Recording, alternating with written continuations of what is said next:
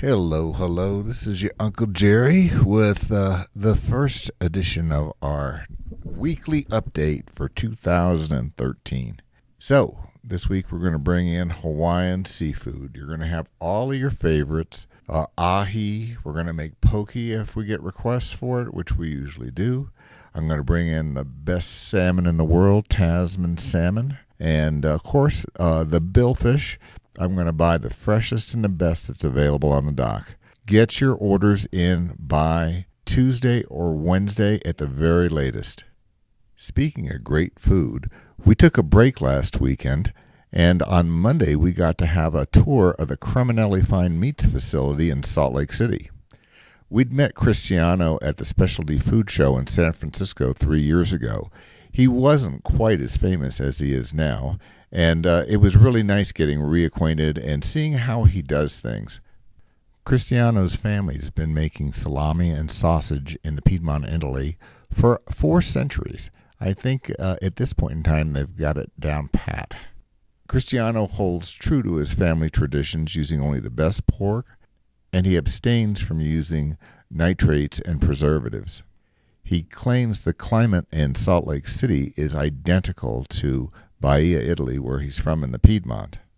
The cool climate allows for a slower fermentation and aging process when it comes to the salamis, which gives them a velvety texture and more elegant flavor profile than salamis from the south of Italy, where it's hotter and things happen much faster, creating a much harder salami with a sharper taste profile.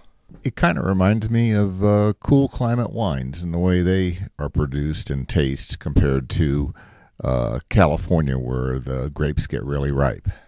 In addition to the chubs, the smaller salamis that we've always carried, we now have a complete selection of his sliceable large formats, including pancetta, which is really hard to find. We have prosciutto and prosciutto cotto, which is Italian ham. We got the calabrese, the Milano, the Sorpresa, the Felino. I've got Capicola. It's an incredible selection. You guys should come in and plan on having antipasto platter with it, or making some of the most incredible sandwiches you can possibly imagine.